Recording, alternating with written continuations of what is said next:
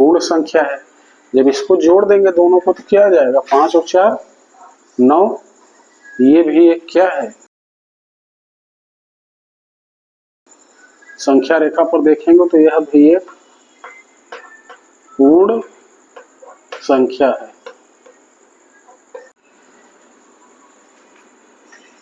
Hello बच्चों, तो चलिए आज हम लोग फिर से एक आ गए हैं अपने पुराने टॉपिक पर। हमारा टॉपिक चल रहा था पूर्ण संख्याओं पर संक्रियाएं एवं प्रगुण। तो प्रगुणों के नाम में हम लोगों ने चर्चा किए दिया था, 4 ऑपरेशंस बताए गए थे आपको, प्लस माइनस, इसको प्लस कहते हैं, इसको माइनस कहते हैं, इसको मल्टीप्लिकेशन कहते हैं, इसको डिवीजन कहते हैं। हिंदी में हम लोग जोड़ना, घटाना, गुणा करना और भाग करना कहते हैं।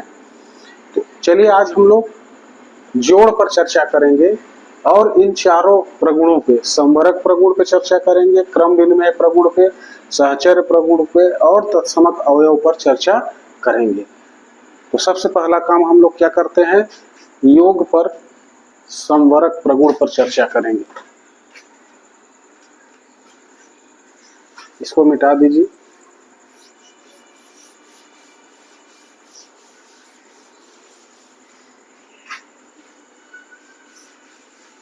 इसे बगल में लिखा रहने देते हैं और क्रम से एक एक पर चर्चा कर लेते हैं। क्या टॉपिक निकल के आएगा आज का प्रकरण, क्या बन जाएगा हमारा, बताइए।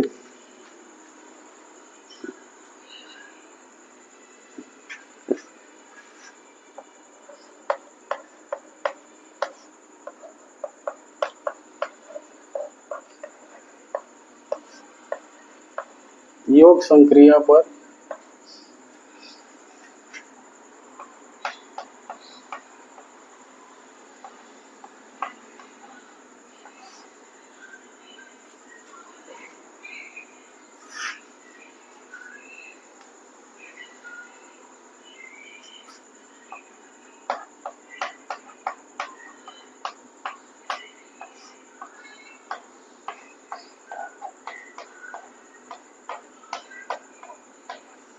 योग संक्रिया पर प्रगुणों पर चर्चा करेंगे हम लोग।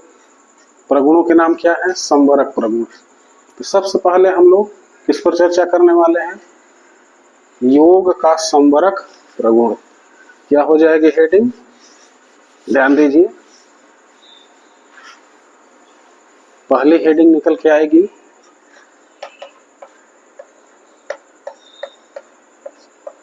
योग का संवरक प्रगुण या नियम।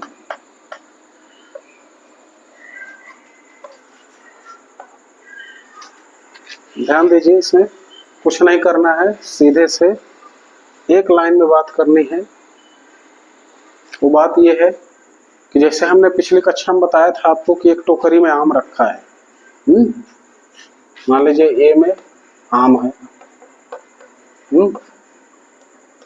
बी में भी क्या रखा है, आम है ना।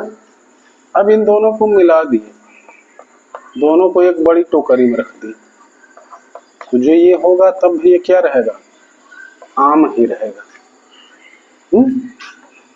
इन दोनों को जोड़ दिया गया है, आम और आम को जोड़े तो क्या आया, आम ही आया।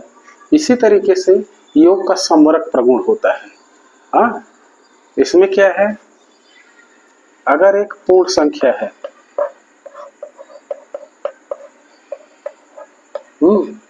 इसमें एक और पूर्ण संख्या जोड़ दें। जोड़ के लिए चर्चा कर रहे हैं तो हम लोग जोड़ेंगे, जब घटाने के लिए चर्चा करेंगे तो यहाँ जगह क्या आ जाएगा, घटाना आ जाएगा। जब गुणा के लिए चर्चा करेंगे तो गुणा आ जाएगा, और भाग के लिए जब चर्चा करेंगे तो यहाँ जगह भाग आ जाएगा। तो हम लोग चर्चा कर रहे हैं योग पर, तो यहाँ जगह योग करेंगे। तो ये भी हम लोग एक उदाहरण लेके देखते हैं। हाँ, मान लीजिए कोई एक संख्या 4 लेते हैं, पूर्ण संख्या है, और 5 भी क्या है, पूर्ण संख्या है।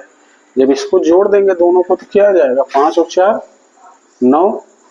ये भी एक क्या है, संख्या रेखा पर देखेंगे तो यह भी एक पूर्ण संख्या है।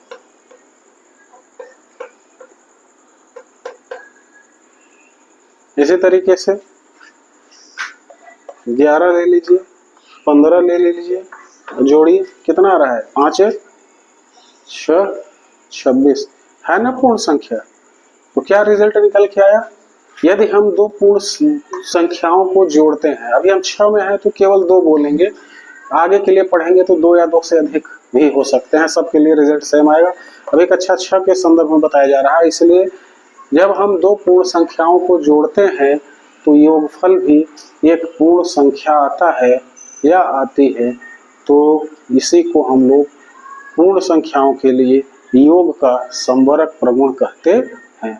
क्या बोला हमने? जब हम पूर्ण संख्याओं को जोड़ते हैं, दो पूर्ण संख्याओं को जोड़ा जाता है तो योगफल भी एक पूर्ण संख्या आती है, यह योग पर समवरक प्रगुण को दर्शाता है। क्या लिख लेंगे? सब लिखने उखने की कुछ बातें नहीं है, केवल समझ जाइए बस। या लिखना हो तो लिख लीजिए।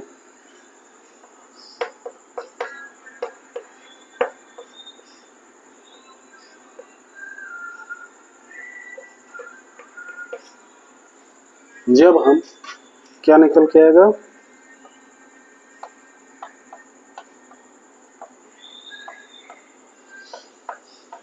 जब हम दो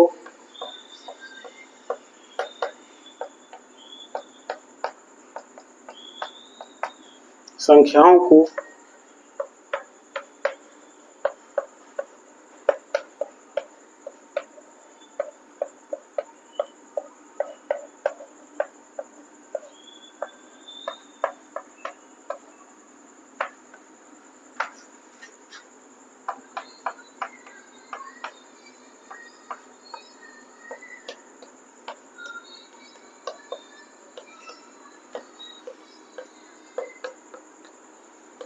तो योगफल भी एक पूर्ण संख्या प्राप्त होती है।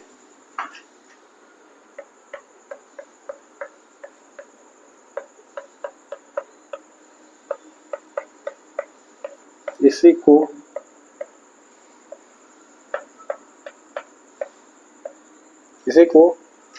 पूर्ण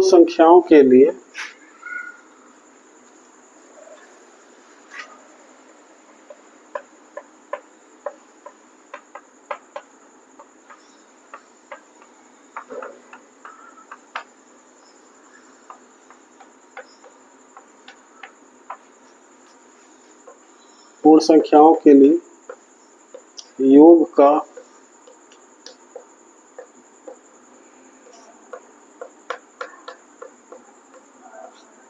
प्रगुण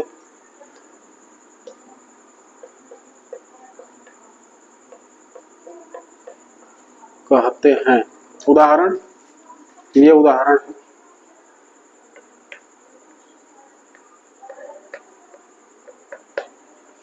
देख लीजिए, पूर्ण संख्या और पूर्ण संख्या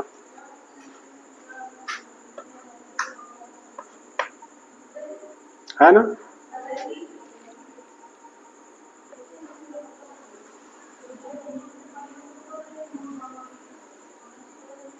ये रिजल्ट, पूर्ण संख्या धन पूर्ण संख्या बराबर पूर्ण संख्या, यही समवरक प्रगुण है। क्या है? योग पर समवरक प्रगुण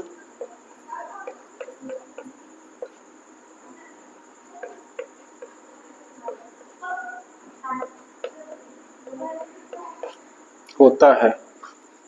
क्या रिजल्ट निकल के आया? जब हम दो पूर्ण संख्याओं को जोड़ते हैं तो योगफल भी एक पूर्ण संख्या आती है, यही जो है योग पर पूर्ण संख्याओं के लिए समवरक प्रगुण है।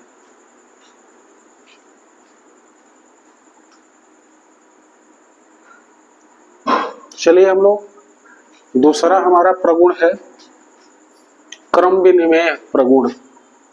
दूसरा प्रगुण क्या था? क्रम विनिमेय प्रगुण। इस पर भी चर्चा कर लेते हैं।